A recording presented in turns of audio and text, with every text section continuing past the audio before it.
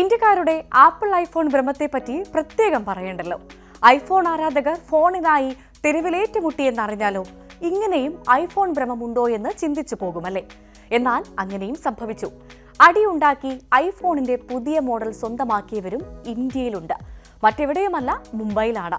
മുംബൈയിലെ ബാന്ദ്ര കുർള കോംപ്ലക്സിലെ ആപ്പിൾ സ്റ്റോറിൽ 2 ദിവസം മുൻപ് നടന്ന സംഭവമാണ്. കൃത്യമായി പറഞ്ഞാൽ ആപ്പിൾ ഐഫോൺ 17 സീരീസ് വിപണിയിലെത്തിയ ദിവസം.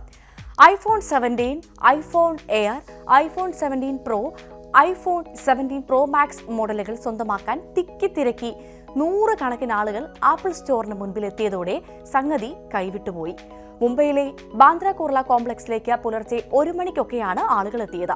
മുംബൈയിൽ നിന്ന് മാത്രമല്ല, അയൽ സംസ്ഥാനങ്ങളിൽ നിന്ന് പോലും വണ്ടി വിളിച്ച് ഐഫോൺ പ്രേമികൾ ഇവിടേക്കെത്തി.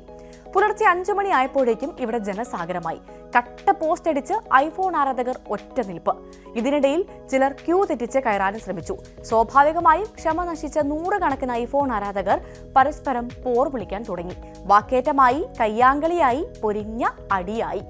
സംഘർഷം നിയന്ത്രിക്കാൻ സുരക്ഷാ ഉദ്യോഗസ്ഥർക്കും സാധിച്ചില്ല. ആകെ അവിടെ ഉണ്ടായിരുന്നത് 3 സുരക്ഷാ ഉദ്യോഗസ്ഥർ മാത്രം.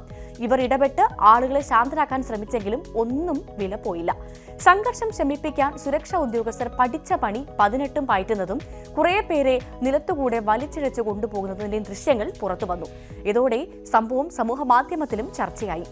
ദേശീയ അന്തർദേശീയ മാധ്യമങ്ങളിലും വാർത്തയായി. മണിക്കൂറുകൾക്കുള്ളിൽ റെക്കോർഡ് വിൽപ്പനയാണ് മുംബൈ ബാന്ദ്ര കുർള കോംപ്ലക്സിൽ നടന്നത്. 14 മണിക്കൂറിൽ 5000-ലധികം യൂണിറ്റുകൾ ഇവിടെ വിറ്റുപോയി.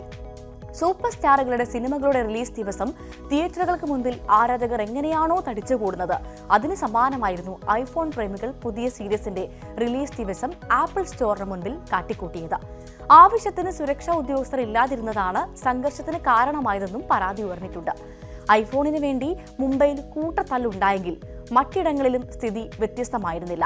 ഡൽഹിയിലെ സിറ്റി വാക്ക് മാളിലുള്ള ആപ്പിൾ ഔട്ട്ലെറ്റ്, ബംഗളൂരുവിലെ ആപ്പിൾ സ്റ്റോർ എന്നിവിടങ്ങളിലെ മാളുകൾ തുറക്കുന്നതിനും മണിക്കൂറുകൾക്ക് മുൻപേ ജനക്കൂട്ടമെത്തി. ഇവിടെയും റോഡിൽ വരെയായിരുന്നു ക്യൂ. എന്തുകൊണ്ടാണ് ഐഫോൺ പുതിയ സീരീസുകൾ വിപണിയിലെത്തിയ ദിവസം ഇത്രയും തിരക്കുണ്ടായത്? കാരണം ലളിതമാണ്.